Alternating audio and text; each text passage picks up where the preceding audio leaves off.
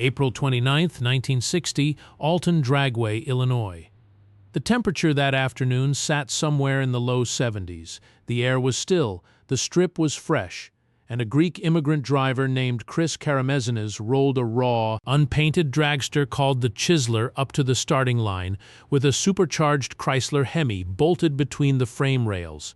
Nobody in that staging lane, not the starter, not the handful of spectators, not even Karamesines himself, fully understood what was about to happen in the next 8 seconds. His name would go down in drag racing history not for a championship trophy, but for a single run that the sanctioning bodies of American drag racing spent the next several years trying to explain away, regulate against, and ultimately could never fully erase from the record books, no matter how hard they tried. No matter how many rulebook committees convened to quietly argue about what to do with it. The Chizler crossed the finish line that day with a time that officials could barely bring themselves to announce out loud. Somewhere in the high 7-second range, at a trap speed north of 200 miles per hour. In an era when the fastest cars on Earth were still working to break into the 8-second zone at all. NHRA and AHRA timing officials examined that run with the kind of scrutiny normally reserved for a car suspected of an outright rules violation. They tore into the Chizler's engine looking for something illegal, a displacement that exceeded class limits, a supercharger pulley ratio outside the permitted range, fuel percentages that violated the Nitro cap. They found none of it. What they found instead was a supercharged Chrysler Hemi, built within the bounds of what the rule book of the day technically allowed, doing something that every engineer in the sport had privately assumed was still years away. And that is the part that should genuinely unsettle you. Because the run was not illegal. It was simply years ahead of what the sanctioning bodies believed the equipment sitting in front of them was capable of producing. Here is the part that should disturb you even more. The run itself was not one breakthrough. It was 5 separate engineering decisions made by a small crew working with a fraction of the resources of the factory-backed teams that combined into a single engine package so far outside the sport's expectations that NHRA quietly began rewriting fuel, supercharger, and displacement regulations within a matter of seasons, specifically because engines built along these lines existed at all. Stay with me, because in the next 30 minutes, I'm going to take you inside the 5 specific engineering decisions behind the engine that produced American drag racing's first credible run into the 8-second zone, a machine that the sport's own governing bodies eventually treated as such a destabilizing threat to competitive balance and driver safety that they restructured entire categories of technical regulation in direct response to what a Chrysler Hemi, built the right way, had just proven was mechanically possible. I am going to show you the actual physics behind each decision. Not folklore repeated at swap meets for 6 decades without explanation. The actual thermodynamics, the actual metallurgy, the actual engineering logic that turned a production-based Hemi block into a weapon capable of humiliating factory efforts with 10 times the budget. And I'm going to make you a promise right now. By the time this video ends, you will understand exactly why a run that many officials initially refused to even certify as legitimate forced an entire sport to confront the uncomfortable truth that its safety and technical regulations had been written for a level of performance that had already been quietly surpassed in a garage. Nobody was watching. And the most uncomfortable part of that promise, the engine that did it was never proven to have broken a single rule on the books at the time. Let's go back to the winter of 1959 and start with the block everyone assumed had already reached its absolute limit, the block that wasn't supposed to hold together. Every serious top fuel effort by the late 1950s was built around the same fundamental assumption. The Chrysler Hemi, in its production-derived form, had a structural ceiling, push cylinder pressures much beyond what the factory casting was designed to tolerate under nitromethane combustion, and the block itself would eventually crack, warp, or simply let go at the main webbing, the thin sections of cast iron separating each crankshaft main bearing from the next. This was not paranoia. It was documented repeated field experience. Engine builders across the country had watched expensive Hemi blocks fail exactly this way, and the accepted conclusion was that nitro percentage and supercharger boost had to be kept within a conservative window, specifically to protect the block from destroying itself mid-run. The crew behind the Chizler looked at that assumption and asked a question nobody else in the sport had bothered to formalize. Was the block actually failing because nitromethane combustion pressure had reached some hard physical ceiling built into the cast iron itself? Or was it failing because of how that pressure was being distributed across the block's internal structure the moment before failure? Those are two very different problems, and only one of them requires you to simply back off the throttle and accept a lower ceiling. The answer came from a detail almost nobody outside a handful of specialist machine shops was thinking carefully about in 1959. When a supercharged nitro engine fires, the combustion pressure spike does not arrive at every cylinder and every point along the block's main bearing webbing in a perfectly even, symmetrical way. Firing order, cylinder geometry, and the specific timing of the blower's boost delivery create pressure differentials across the length of the block, moment to moment, that are small but very real. Most builders treated the block as a single rigid unit and simply reduced overall cylinder pressure until the weakest point, wherever it happened to be, stopped failing. The Chizler's crew instead began selectively reinforcing the specific main bearing webs that their own broken block postmortems showed were failing first, adding targeted material and revised bearing cap geometry precisely at those points, while leaving the rest of the block essentially stock. This is the mechanical equivalent of reinforcing only the exact floor joists in a house that are actually carrying the most weight, rather than pouring a thicker foundation under the entire structure.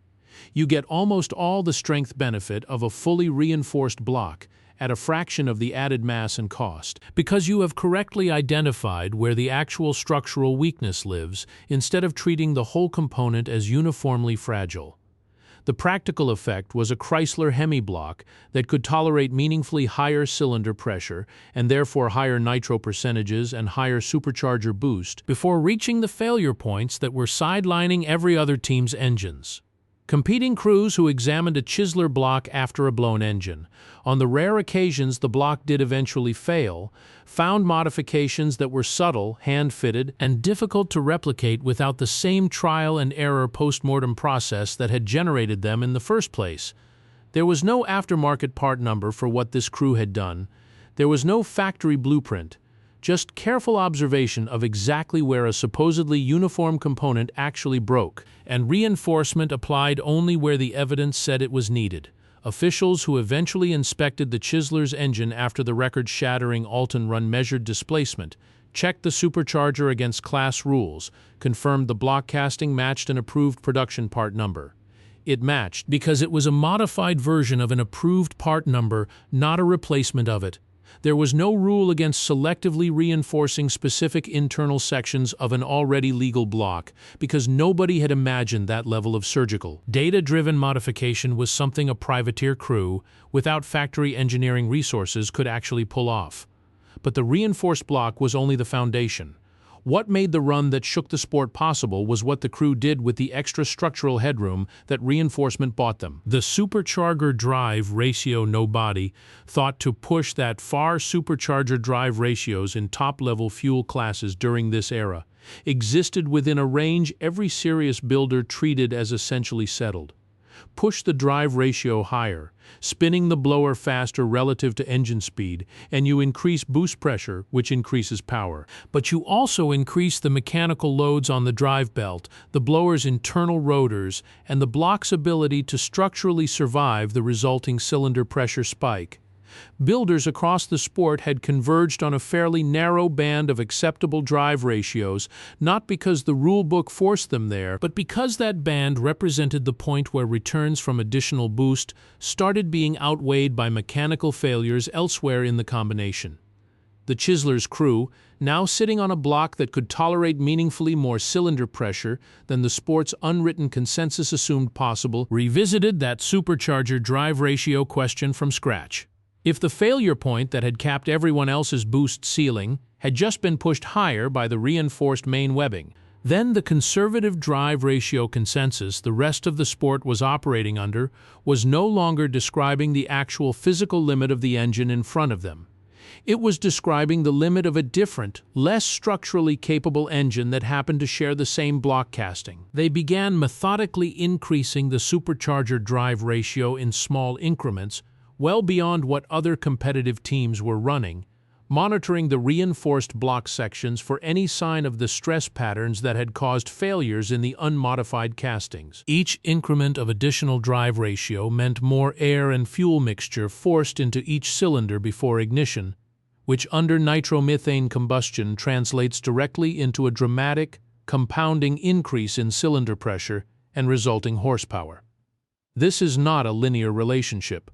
Small increases in boost, layered on top of nitromethane's already explosive energy density, produce power gains that grow faster than the boost increase itself, which is exactly why the sport's conservative consensus existed in the first place, because that same compounding relationship was what had been breaking blocks for years. The result was a supercharged Hemi producing a level of cylinder pressure and horsepower that other teams, running ostensibly similar displacement and similar nitro percentages, simply were not generating because their blocks would have failed at a drive ratio anywhere near what the Chizler was running. This is the single largest factor separating the Chizler's trap speed from the rest of the field that season. Not a secret fuel additive, not an oversized engine hidden from inspectors. A drive ratio pushed to a point that was only survivable because of a structural modification most competitors did not know existed and could not have safely replicated even if they had guessed the drive ratio number correctly. Timing officials at Alton clocked a trap speed that immediately triggered disbelief among the sanctioning body's own technical staff, not because the speed violated a specific rule, but because it implied a level of horsepower that the sport's own engineering assumptions said should have destroyed the engine producing it.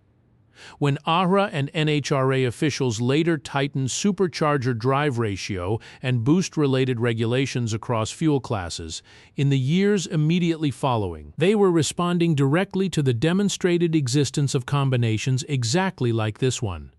Combinations the rule book of 1960 had never anticipated because nobody had believed a block could survive long enough to run them.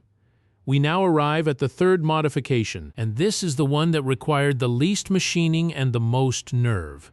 The nitro percentage that lived at the edge of what could be measured nitromethane percentage regulations during this era existed for a genuinely good reason. Nitromethane carries its own oxygen within the fuel molecule itself, meaning it can combust with far less atmospheric air than gasoline, releasing dramatically more energy per unit of fuel burned, push the percentage of nitromethane in a fuel-methanol blend high enough, and cylinder pressures climb to levels that most engines of the period simply could not survive, block strength aside. This is precisely why sanctioning bodies capped nitro percentage in the first place, treating it as the primary safety valve, controlling how much raw combustion energy any given engine combination could realistically generate. The technical reality of nitro percentage regulation in 1959 and 1960, however, had a gap that the Chizler's crew understood better than most track-level tech inspectors enforcing it, verifying the exact nitro percentage in a fuel sample in the field at a small regional strip like Alton. Using the testing equipment available to a volunteer tech crew at the time was nowhere near as precise as the rulebook's clean percentage figures implied. There was a real, practically unavoidable margin of measurement error built into how nitro content was actually verified trackside, and teams running right at the edge of that measurement uncertainty rather than comfortably below the legal limit could extract meaningfully more combustion energy while still returning a fuel sample that technically tested within bounds. This is not the same as claiming the Chizler ran an illegal fuel percentage. What the crew did was calibrate their fuel mixing process to consistently land at the extreme legal edge of what trackside testing equipment could reliably distinguish from the stated limit, rather than mixing conservatively toward the middle of the legal range the way most competing teams did specifically, because they did not want to risk a disqualification. Combined with a reinforced block that could structurally tolerate the resulting cylinder pressure, and a supercharger drive ratio calibrated to take full advantage of it. This fuel strategy represented the third piece of a combination that, individually, each stayed inside the letter of the rules, but together produced a level of performance the rules had never been calibrated to anticipate happening all at once in the same engine, on the same run.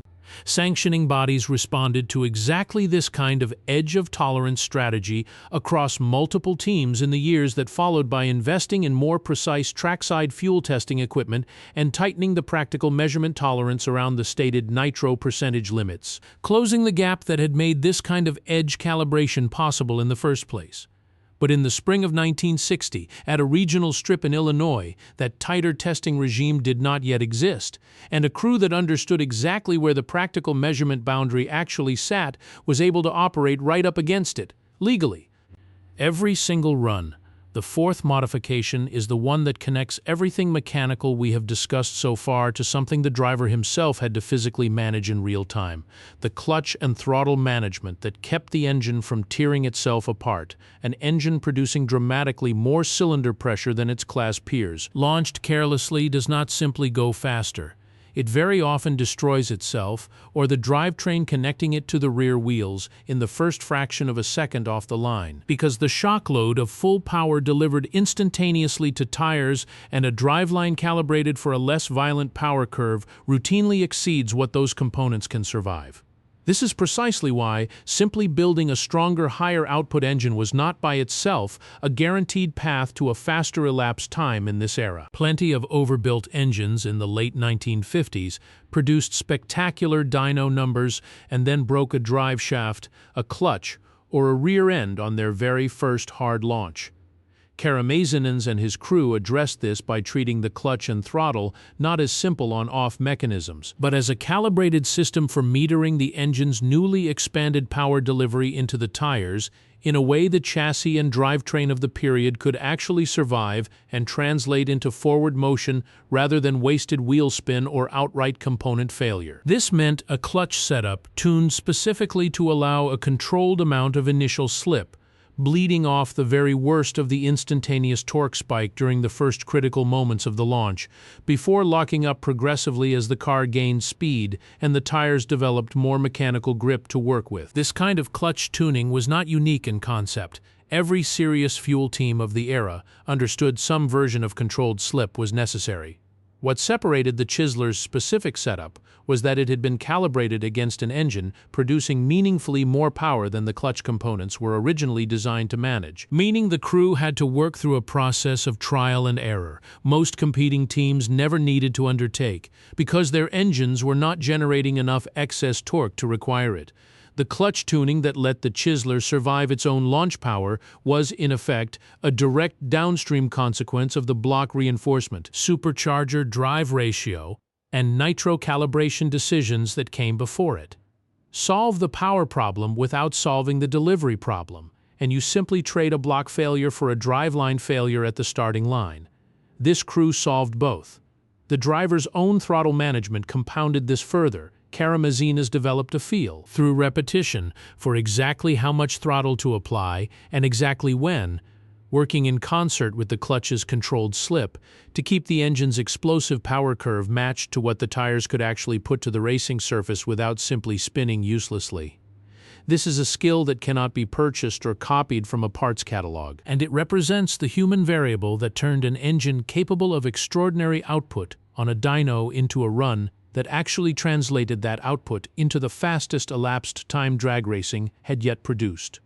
There is a further layer to this that period competitors rarely discussed publicly, because admitting to it meant admitting how much of their own performance ceiling was self-imposed out of caution rather than dictated by hard mechanical fact. Most drivers of the era, sitting on top of an engine producing an unfamiliar amount of torque, instinctively backed off the throttle at the first hint of wheel spin or chassis movement, a completely rational survival response given how primitive chassis and tire technology still were in 1960. Karamesines, through the same iterative process that had shaped the block reinforcement and drive ratio decisions, learned to distinguish between wheel spin that was actively costing the car forward drive and a very narrow window of controlled slip that was, counterintuitively, still translating into forward acceleration while protecting the driveline from a harsher, more damaging form of shock loading. Staying in that narrow window required a level of trust in the car and in the crew that had built it that most competing drivers of the period simply did not have reason to extend to their own equipment, because their own equipment had not been developed with the same tightly coupled, trial-and-error precision. We come now to the fifth factor, and unlike the first four, this one was never something a sanctioning body could isolate, regulate, or specifically ban, because it did not live inside a single component at all, the crew structure that let four separate innovations actually work together. Here is something that gets lost in most retellings of this story, and it is arguably the most important factor of all. Every one of the four modifications described so far, the selectively reinforced block, the aggressively increased supercharger drive ratio, the edge of tolerance nitro calibration, and the carefully tuned clutch and throttle management, only worked because they were developed together by a small crew with an unusually tight feedback loop between the person building the engine, the person tuning the fuel system, and the person driving the car. Push the supercharger drive ratio that far without the reinforced block underneath it, and you destroy the engine. Increase nitro percentage to the legal edge without a clutch tuned to manage the resulting torque spike, and you destroy the driveline on the very first hard launch. Every individual piece of this combination was, on its own, either unremarkable or actively dangerous. Together, sequenced correctly and validated against each other through repeated testing, they became something the rest of the sport had not yet built. Factory-backed teams of the era, with vastly larger budgets, often had exactly the opposite structural problem. Engine development, fuel strategy, and driver feedback frequently lived in separate departments, communicating through formal channels rather than the immediate iterative trial and error loop a small independent crew could run in a single afternoon at the track. A factory engine builder might have access to better raw materials and more sophisticated testing equipment, but if the driver's clutch feel and the engine builder's block reinforcement decisions were not being refined against each other in the same afternoon, in the same conversation, that larger budget did not automatically translate into a combination as tightly integrated as what a small independent crew could produce, simply by having every relevant decision-maker standing at the same workbench. This is why competing factory efforts, even after word of the Alton Run spread through the sport, struggled for years to fully replicate what had happened.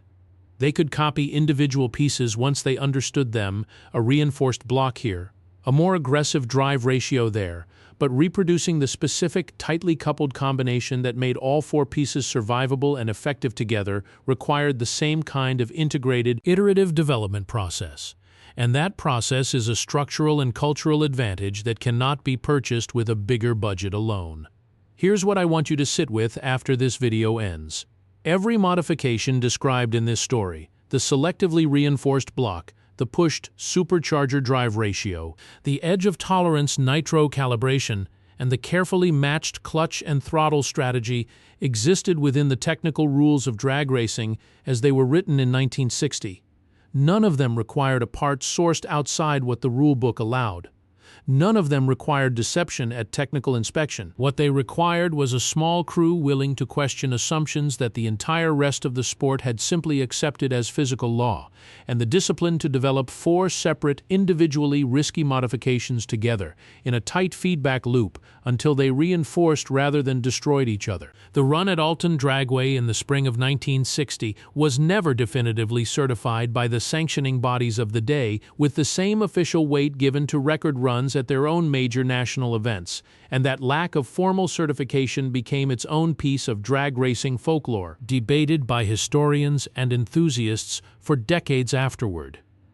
But certified or not, the sport's own technical committees responded in the years that immediately followed with exactly the kind of regulatory tightening you would expect from officials who had just watched a combination they believed was not yet mechanically possible get built by a crew without factory backing.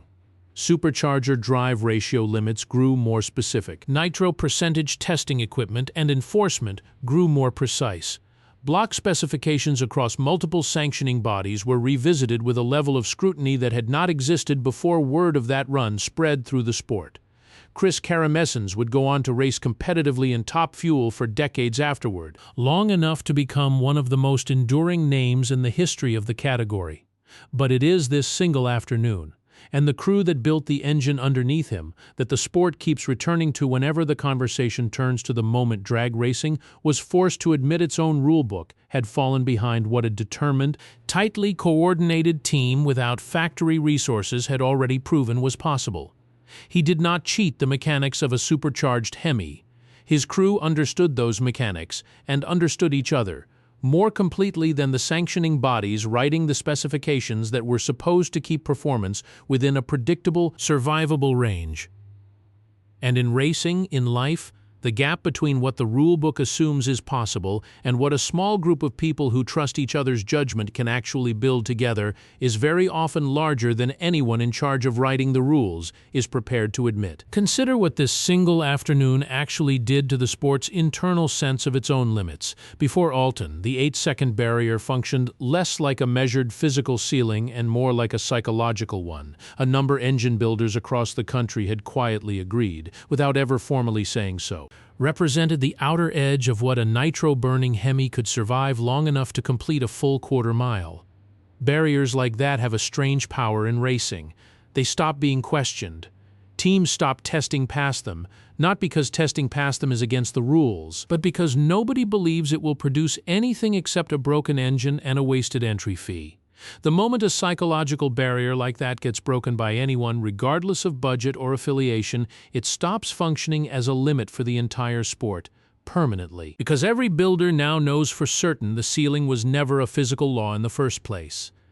That is arguably the most disruptive thing about what happened at Alton. More disruptive in the long run than any single mechanical innovation described in this video. It was not simply that one crew went faster than everyone else for one afternoon. It was that every engine builder in the country now had to seriously consider the possibility that their own conservative safety margins, the ones they had built entire careers around respecting, were not describing the actual limits of the hardware in front of them, but only the limits of how far anyone had previously been willing to push it. Once that assumption cracked, it could not be put back together. Within a few short seasons, elapsed times across Top Fuel dropped dramatically.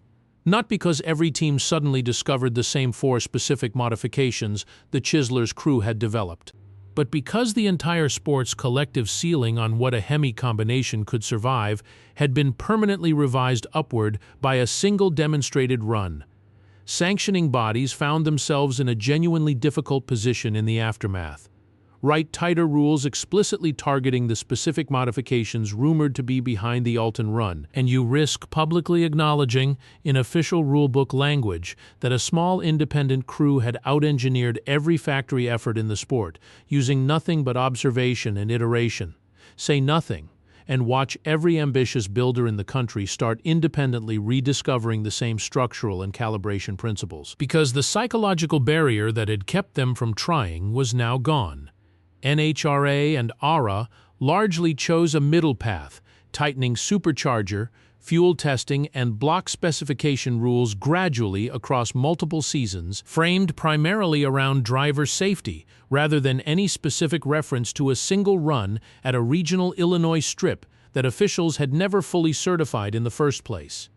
That framing decision, safety first, credit second, shaped how this story got remembered for decades. Karamesines himself rarely received the same institutional recognition in period NHRA record books that a fully sanctioned national event run would have carried, and the run's exact certified time remains a subject of genuine historical debate to this day among drag racing historians who have spent years combing through period timing slips and eyewitness accounts, trying to establish precisely what that Chizler dragster actually recorded that afternoon. But regardless of exactly where the final number lands in that debate, the effect on the sport's collective psychology was never seriously disputed. Something had been proven possible that the entire drag racing establishment had assumed was still years away, by a crew operating with a fraction of the resources of the teams they had just embarrassed. That is the part of this story worth carrying with you longer than any individual horsepower figure or elapsed time. The most dangerous competitor in any field is rarely the one with the biggest budget. It is the one still willing to ask whether the limit everyone else has quietly agreed to respect was ever actually a limit at all, or just the furthest point anyone had bothered to push before deciding to stop.